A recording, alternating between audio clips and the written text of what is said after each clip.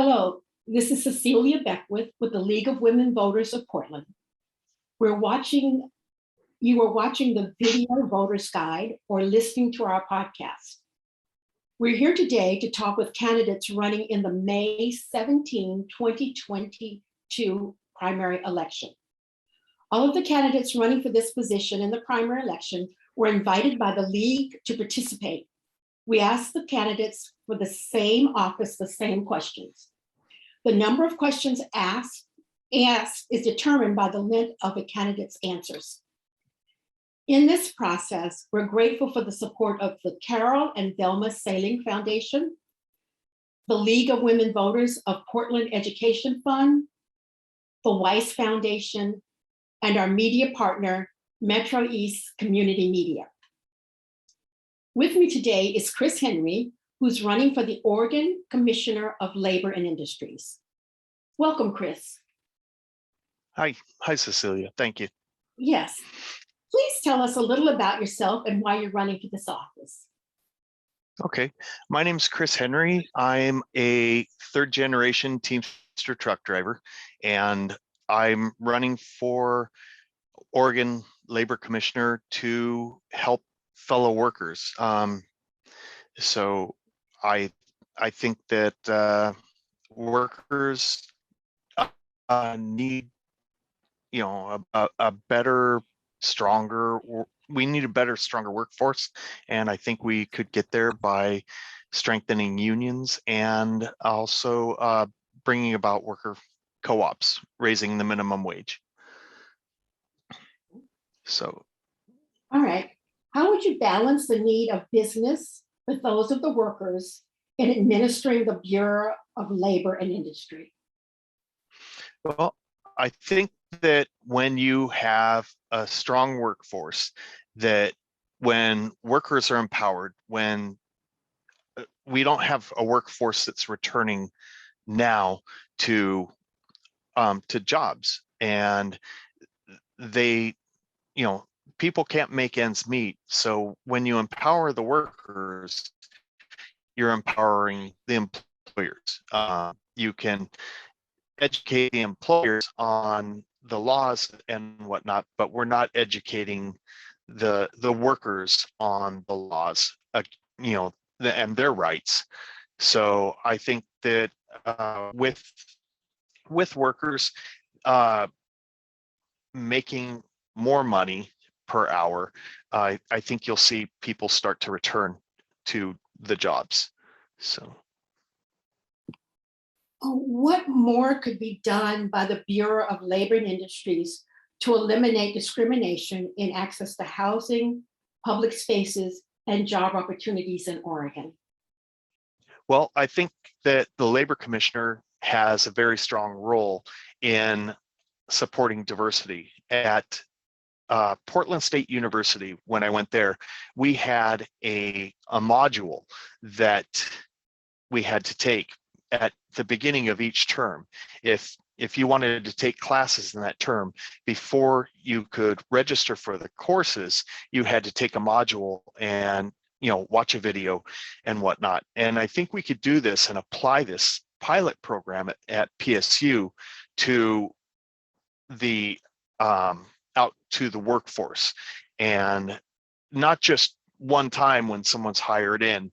At my job, they believe that here's your anti-discrimination policy, and that was 15-20 years ago. It's not helpful. I think people need to feel safe at work. They need to not be discriminated against. In the trucking industry, in my industry, they have a lot of room for improvement for BIPOC folks, for LGBTQIA folks, for women, and the industry is changing. A lot of the baby boomers are going out, and the younger generation is coming in, but the younger generation isn't returning to the jobs, to the same workforce. And it's shifting, it's changing, and there's a lot of pushback. and I think there needs to be education. First and most, education, education, education is the key in housing and everything. So I think having a module to where workers look at a diversity and inclusion module and answer some questions at the end, I think it's a good way to start, to begin. Thank you. What can the Bureau of Labor and Industries do to increase job training programs to provide well-qualified workers to the industry?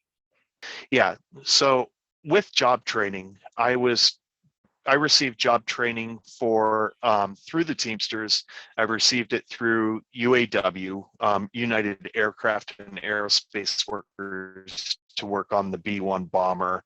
Then I received UAW training to work on McDonnell Douglas commercial aircraft.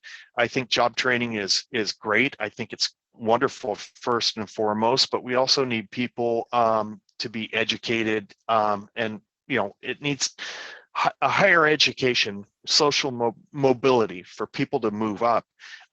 They need education in every realm. We need a workforce that understands and are culturally aware of other peoples, and we need also a stronger workforce that understands the jobs, that the job training is there. But there's another job training that we don't tend to get that I would like to see pushed by the Bureau of Labor and Industry, and that would be the rights of workers. They should be trained in knowing what their rights are, not just simply putting a poster up at their workplace. Sure, it's there to read, but I think there should be classes on this. There should be classes on organizing unions. There should be classes on other things. Bringing about worker cooperatives and what that means.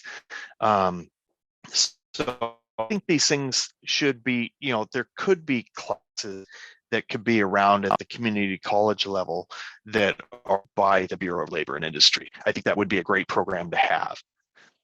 What, if any, changes to the Bureau of Labor and Industries would you consider making if elected, and why? Okay. I think that workers need to be empowered more. I think there's plenty of support for industries. Industries have more, a larger, how would I say it? A larger bullhorn.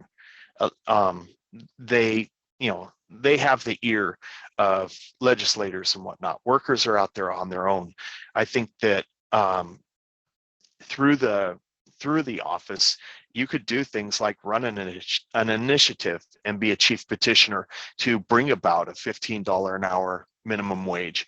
You could do things like bring about a $20 an hour prevailing wage, and not just have the, here's your $15 an hour raise, and then in 20 years we'll argue for something else. It should be like a union contract, because there are union contracts out there for everyone, or for small groups. For unions, I think there should be a union contract in a sense for everyone, a bargaining agreement on the minimum wage, to where they get a 25-cent increase for the next 20 years. Mr. Henry, thank you. This concludes our video voters guide and podcast interview of Chris Henry, running for the Oregon Commissioner of Labor and Industries.